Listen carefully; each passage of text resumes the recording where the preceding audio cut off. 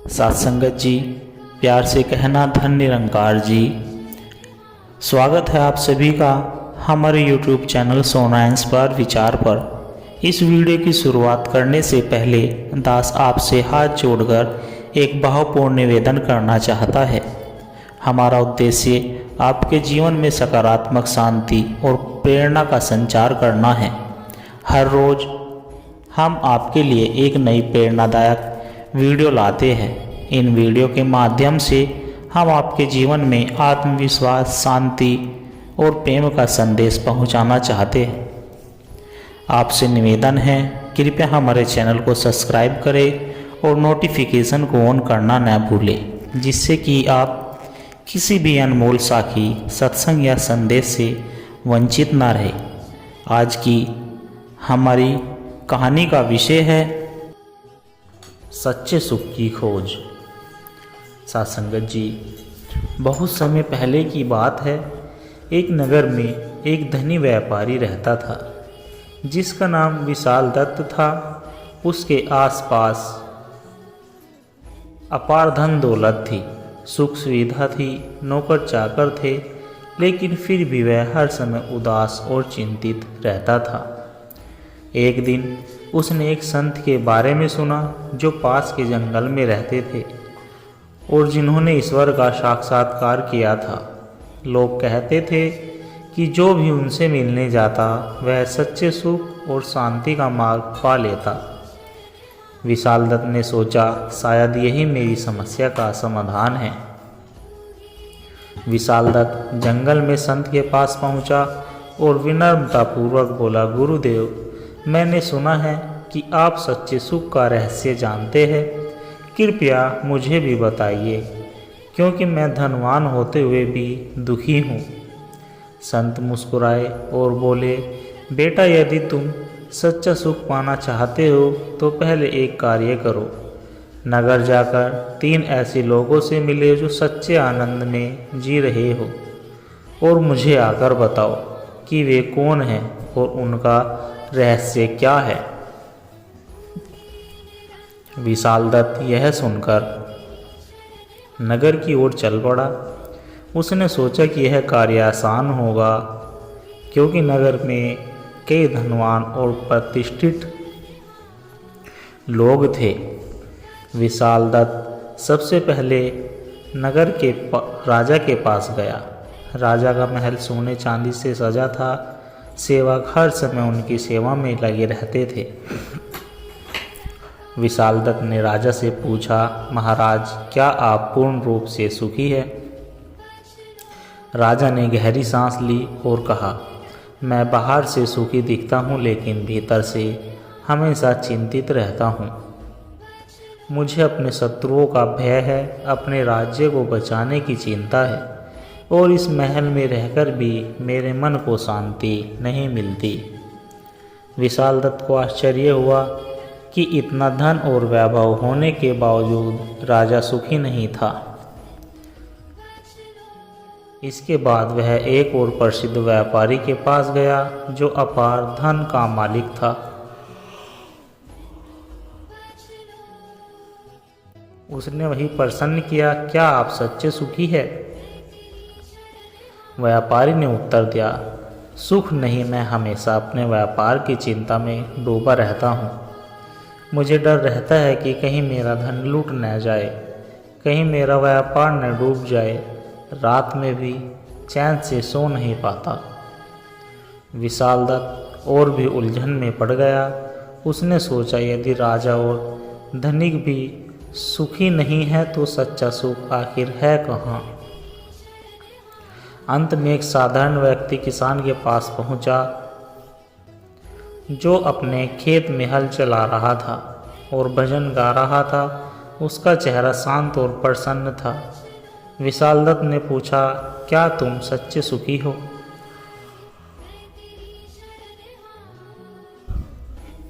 किसान ने मुस्कुराते हुए कहा, हाँ, मैं बहुत सुखी हूँ।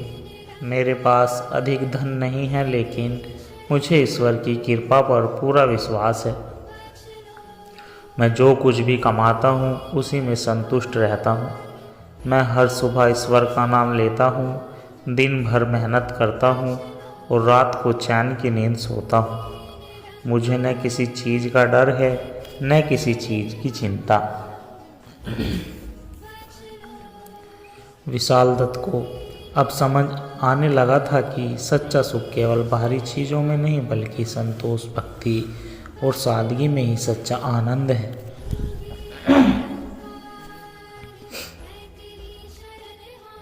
विशाल दत्त संत के पास पहुंचा और पूरी बात बताई। संत मुस्कुराए और बोले, बेटा अब तुमने देख लिया कि सच्चा सुख कहाँ है। जो व्यक्ति माया के पीछे भागता है वह हमेशा दुखी रहता है, लेकिन जो ईश्वर पर विश्वास रखता है, कर्म करता है और संतोषी रहता है वही सच्चा सुखी होता है।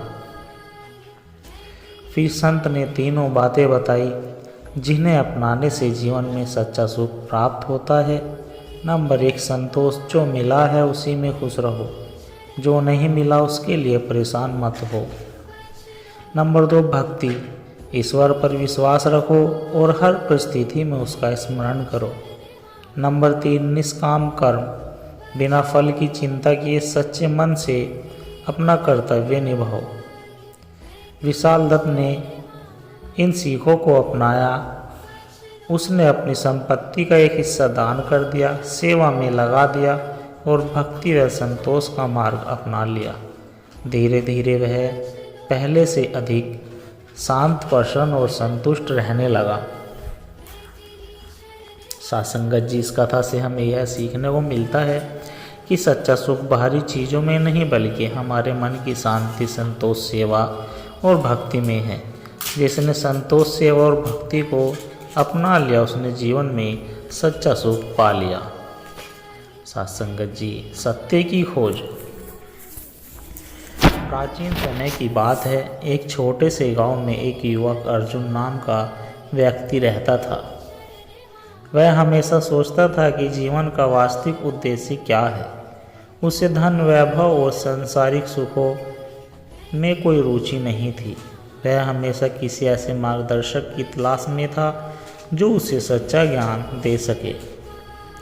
एक दिन उसे ज्ञात हुआ कि पास के जंगल में एक सिद्ध महात्मा रहते हैं जो ईश्वर के साक्षात दर्शन कर चुके हैं।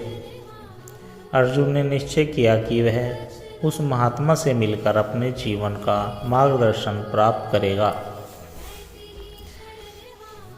अर्जुन कई कठिनाइयों को पार करते हुए जंगल पहुंचा और महात्मा जी के दर्शन किए। वह उनके चरणों में गिर पड़ा और बोला, गुरुदेव कृपया मुझे बताइए कि जीवन का सच्चा अर्थ क्या है। मैं सत्य की खोज में हूँ। महात्मा मुस्कुराए और बोले, बेटा सत्य की खोज कठिन है, लेकिन यदि तुम में धैर्य और श्रद्धा है तो मैं तुम्हारी सहायता कर सकता हूँ। महात्मा ने अर्जुन को पास के नदी तट पर एक घड़ा पानी से भरकर लाने को कहा। अर्जुन तुरंत गया, लेकिन जैसे ही उसने घड़ा भरा वह फिसलकर गिर गया और पानी भी गिर गया। उसने कई बार प्रयास किया, लेकिन हर बार कुछ न कुछ समस्या आ जाती।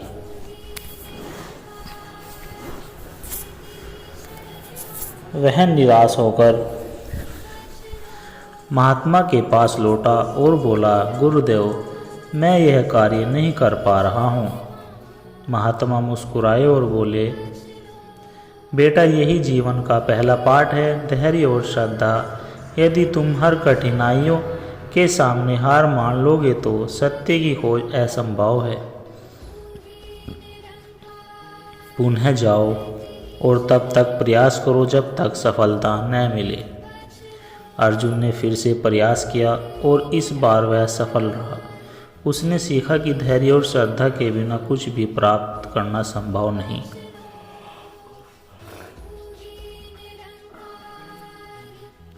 फिर महात्मा ने अर्जुन को एक सुंदर उपवन में भेजा और कहा, यहाँ बैठकर प्रकृति का आनंद लो, लेकिन किसी भी वस्तु को मत छुओ।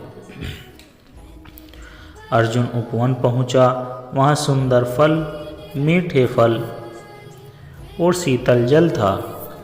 पहले तो उसने कुछ नहीं छुआ, लेकिन धीरे धीरे मन में इच्छा जागी और उसने एक फल खा लिया। जैसे ही उसने फल खाया, महात्मा वहाँ आ गए और बोले, बेटा यह संसार भी इस उपवन के समान है। जब तक तुम इसे देखते हो यह आनंद देता है, लेकिन जैसे ही तुम इसमें अतिरिक्त रहते हो यह तुम्हें अपने जाल में फंसा लेता है। अर्जुन समझ गया कि माया के आकर्षण से बचना आवश्यक है। महात्मा ने अंत में अर्जुन को एक छोटी पोटली दी और कहा, इसे लेकर गांव जाओ और देखो कि कौन इसे सबसे अधिक मूल्यवान समझता है। अर्जुन गांव पहुंचा और पोटली खोलकर देखा, उसमें एक साधारण पत्थर था। सभी ने उसे व्यर्थ समझा, लेकिन जब उसने उसे महात्मा के पास लौटाया तो वे बोले, बेटा जब तुमने इसे मूल्यहीन समझा तब यह तुम्हारे लिए साधारण था, लेकिन जब तुमने इसे मेरी आज्ञा से देखा तब यह तुम्हारे लिए महत्वपूर्ण हो गया। इस प्रकार यदि तुम संसार को अपने स्वार्थ से देखोगे तो सब कुछ तुच्छ लगेगा, लेकिन यदि तुम इसे ईश्वर के दृष्टिकोण से देखोगे तो ही संसार तुम्हारे लिए दिव्य बन जाएगा।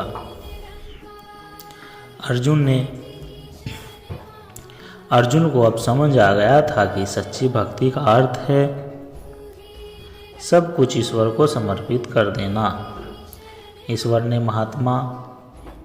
अर्जुन ने महात्मा के चरणों में गिरकर कहा, गुरुदेव अब मैं समझ गया हूँ कि सत्य की खोज स्वयं के भीतर है। धैर्य माया से मुक्ति और शक्ति भक्ति, यही जीवन का सार है।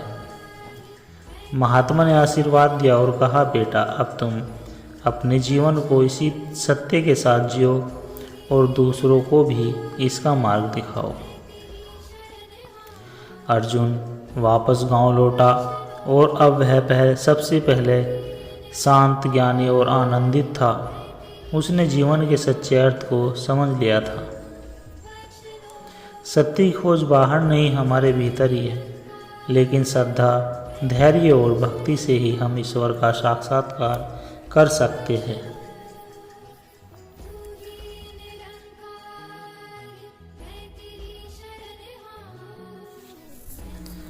मनुष्य अपने शरीर को ही स्वयं मान बैठता है, लेकिन सत्संग हमें यह सिखाता है कि हम यह शरीर नहीं बल्कि आत्मा अमर है। शरीर नश्वर है लेकिन आत्मा शाश्वत है। यदि हम इस सत्य को समझ लेते तो संसार के मोह माया से मुक्त होकर सच्ची शांति पा सकते हैं। ईश्वर तक पहुँचने के लिए केवल बुद्धि या तर्क नहीं बल्कि भक्ति और श्रद्धा आवश्यक है। भक्ति का अर्थ केवल पूजा पाठ नहीं बल्कि अपने मन, वचन और कर्म से भगवान का स्मरण करना है। जब हम सच्चे हृदय से प्रभु की भक्ति करते हैं तो हमारे जीवन में चमत्कारी परिवर्तन होते हैं। लोग सोचते हैं कि धन, वैभव और सांसारिक सुखों में आनंद है, लेकिन यह क्षणिक है। वास्तविक आनंद आत्मा की शुद्धता और ईश्वर के साथ जुड़ने में है। जब मनुष्य अपने भीतर झांकता है और आत्मा साक्षात्कार करता है तभी उसे सच्चा सुख मिलता है। अत्यधिक इच्छाएं और लालच ही सभी दुखों का कारण है। संतोष सबसे बड़ा धन है। जो व्यक्ति संतोषी होता है उसके जीवन की परिस्थिति में दुख नहीं होता। धैर्य और संतोष से मनुष्य हर कठिनाइयों को पार कर सकता है। सत्संग का अर्थ केवल धार्मिक प्रवचन सुनना नहीं बल्कि सत्य और सत्गुणों के संग में रहना है। सच्चा सत्संग वही है जो हमारे जीवन में सद्गुणों को विकसित करे, अहंकार को नष्ट करे और हमें ईश्वर के मार्ग पर चलाने की प्रेरणा दे। जैसा करोगे वैसा भरोगे, यह ब्रह्मांड का अटल नियम है। अच्छे कर्म का फल अच्छा और बुरे कर्म का फल बुरा होता है। अतः हमें सदा सत्कर्म करना चाहिए, किसी का दिल नहीं दुखाना चाहिए और अपने जीवन को सेवा, दया और परोपकार में लगाना चाहिए। संसार की माया बहुत आकर्षक हो लगती है, लेकिन यह हमें ईश्वर से दूर ले जाती है। हम अपनी बुद्धि को जागृत करके माया के जाल को समझना होगा और उसमें फंसने से बचना होगा। जो व्यक्ति माया से मुक्त हो जाता है वही वास्तविक आनंद और शांति को प्राप्त करता है। गुरु बिना ज्ञान अधूरा है। जैसे अंधेरे में दीपक की आवश्यकता होती है, वैसे ही जीवन में सच्चे गुरु की आवश्यकता होती है। गुरु के मार्गदर्शन में चलकर ही हम अज्ञान से ज्ञान की ओर बढ़ सकते हैं और मोक्ष प्राप्त कर सकते हैं। जो मनुष्य क्षमा करना जानता है वह अपने जीवन में सबसे बड़ा योद्धा है। क्रोध, घृणा और ईर्ष्या हमें भीतर से कमज़ोर कर देते हैं।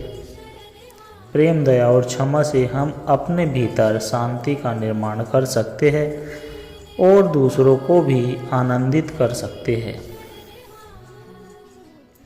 ईश्वर तक पहुँचने के लिए मार्ग है ज्ञान योग, भक्ति योग, कर्म योग और ध्यान योग, लेकिन सबसे सरल और श्रेष्ठ मार्ग है प्रेम और भक्ति का मार्ग। जब हम अपने हर कार्य को ईश्वर को समर्पित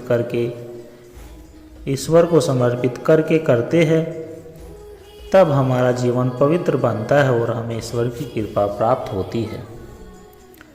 सत्संग का उद्देश्य हमें सत्य के मार्ग पर चलने की प्रेरणा देता है। आध्यात्मिक केवल ग्रंथों में नहीं बल्कि हमारे व्यवहार और उच्च कर्म में होनी चाहिए।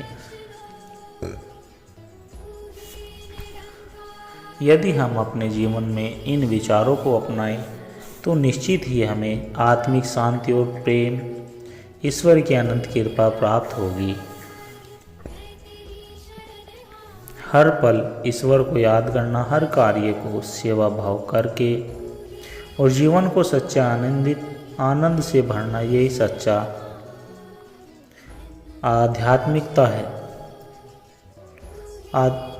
आध्यात्मिकता सत्संग, आध्यात्मिक सत्संग कथा सच्ची शांति का रहस्य। बहुत समय पहले की बात है, एक नगर में एक धनिक व्यक्ति रहता था जिसका नाम हरिदत्ता था। उसके पास अपार संपत्ति थी, लेकिन फिर भी वह हमेशा बेचैन और दुखी रहता था। उसने कई भोग विलास किए, महलों में रहा, उत्सव मनाए, लेकिन फिर भी उसे शांति नहीं मिली। एक दिन उसने सुना कि पास के जंगल में एक वृद्ध महात्मा रहते हैं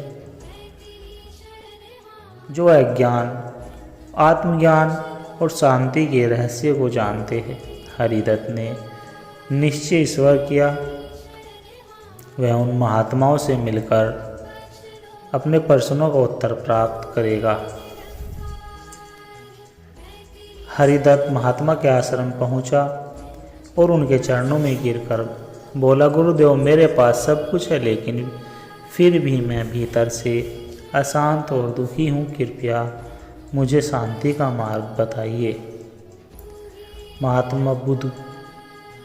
महात्मा मुस्कुराए और बोले, बेटा, यदि तुम वास्तव में शांति चाहते हो तो पहले एक कार्य करो। इस जंगल में एक पत्थर पड़ा है, उसे उठाकर नगर के सबसे अमीर व्यक्ति को दे दो और देखो कि वह इसे कितना मूल्यवान मानता है। हरिदत्त ने ऐसा ही किया। वह पत्थर लेकर नगर गया और सबसे पहले एक सोने चांदी के व्यापारी के पास पहुंचा। व्यापारी ने पत्थर को देखा और कहा, यह तो साधारण पत्थर है, इसका कोई मूल्य नहीं। फिर वह राजा के दरबार में गया। राजा ने भी पत्थर को देखकर कोई रुचि नहीं दिखाई। फिर वह राजा के दरबार में गया। राजा ने भी पत्थर को देखकर कोई रुचि नहीं दिखाई। इसके बाद वह एक ऋषि के पास पहुंचा। ऋषि ने पत्थर को ध्यान से देखा और फिर अपनी आंखें बंद कर ली। कुछ क्षण बाद उन्होंने कहा, यह साधारण पत्थर नहीं बल्कि एक दिव्य पत्थर है। यदि इसे सही तरीके से उपयोग नहीं किया जाए तो यह आत्मज्ञान का मार्ग दिखा सकता। सत्संगत जी। हरिदत्त महात्मा के पास लौटा और पूरी घटना सुनाई। महात्मा बोले, बेटा, यदि शांति का पहला रहस्य है, मूल्य दृष्टि पर निर्भर करता है। जो व्यक्ति केवल बाहरी धन संपत्ति को देखता है उसे सच्चे मूल्य का ज्ञान होता है, लेकिन जो व्यक्ति अपने भीतर देखता है वही असली मूल्य को पहचान सकता है। हरिदत्त ने पूछा, गुरुदेव, फिर मैं शांति कैसे प्राप्त करूं? महात्मा बोले, शांति बाहर नहीं, तुम्हारे भीतर है। संसार में दौलत, पद, मान, सम्मान की चाहत कभी खत्म नहीं होती, लेकिन जब मनुष्य स्वयं को पहचान लेता है और आत्मा का अनुसरण करता है तभी उसे वास्तविक शांति मिलती है। महात्मा ने हरिदत्त को 3 बातें बताई जिनका पालन करने पर उसे शांति मिल सकती है। संतोष। नंबर 1, संतोष। जब तक मनुष्य अधिक पाने की लालसा करता है वह अशांत रहेगा। संतोष सबसे बड़ा धन है। नंबर 2, सेवा और ध्यान। सच्ची खुशी केवल लेने में नहीं बल्कि देने में है। जब हम निस्वार्थ भाव से सेवा करते हैं तब हमारा हृदय निर्मल हो जाता है। जब मनुष्य प्रतिदिन ध्यान करता है और ईश्वर का स्मरण करता है तब उसका मन शांत होता है। हरिदत्त ने इन तीनों बातों को अपनाया। उसने धन का अहंकार छोड़ा, गरीबों की सेवा की, ध्यान और भक्ति का एहसास किया। कुछ समय के लिए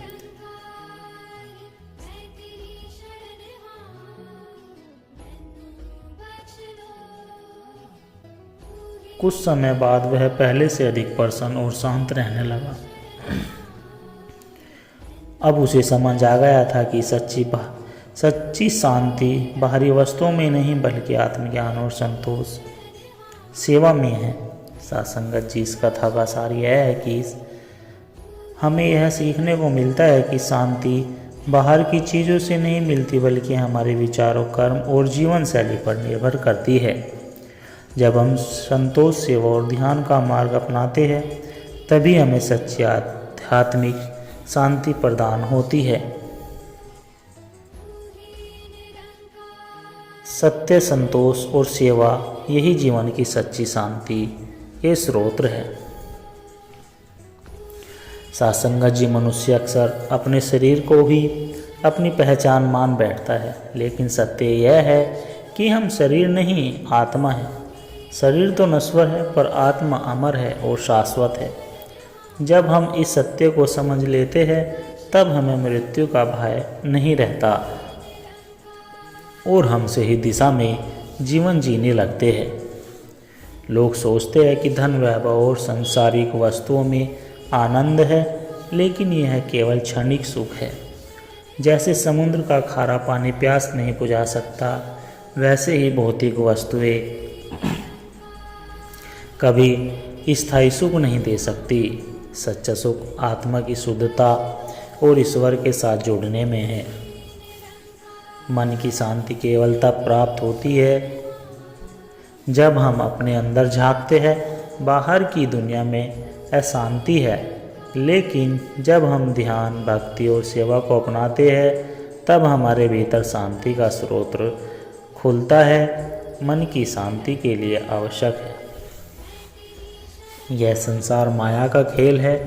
यह हमें अपनी ओर आकर्षित करता है, लेकिन वास्तव में यह क्षणभंगुर है। जैसे कोई व्यक्ति सपने में अपने को राजा समझता है और जागने के बाद पता चलता है कि वह साधारण व्यक्ति है, वैसे ही यह संसार एक भ्रम है। इसलिए इसमें अपने जीवन को केवल भौतिक सुखों में नहीं बल्कि आत्मा के विकास में भी लाना चाहिए। जीवन का उद्देश्य, बड़ा उद्देश्य केवल स्वयं के लिए जीना नहीं बल्कि दूसरों के लिए भी करना है। जब हम निस्वार्थ सेवा करते हैं तब हमें आध्यात्मिक सुख और ईश्वर की कृपा प्राप्त होती है। सेवा ही सच्ची भक्ति है। बिना गुरु के आध्यात्मिक मार्ग पर चलना कठिन होता है। जैसे अंधकार में दीपक मार्ग दिखाता है, वैसे ही गुरु हमें अज्ञान से ज्ञान की ओर ले जाते हैं। गुरु की शरण में जाने से जीवन का उद्देश्य स्पष्ट होता है। ईश्वर तक पहुंचने के लिए कई मार्ग है, जैसे भक्ति योग, प्रेम और श्रद्धा के साथ भगवान की भक्ति करना, ज्ञान योग, आत्मज्ञान प्राप्त कर सत्य की खोज करना, कर्म योग, निष्काम भाव से सेवा करना, राजयोग, ध्यान के माध्यम से ईश्वर से जुड़ना। सबसे सरल मार्ग भक्ति और सेवा का मार्ग है, क्योंकि इसमें प्रेम और समर्पण होता है। लालच और इच्छाएं कभी समाप्त नहीं होती। एक इच्छा पूरी होती है तो दूसरी जन्म ले लेती है, लेकिन जो व्यक्ति संतोषी होता है वही सच्चे सुख का अनुभव कराता है।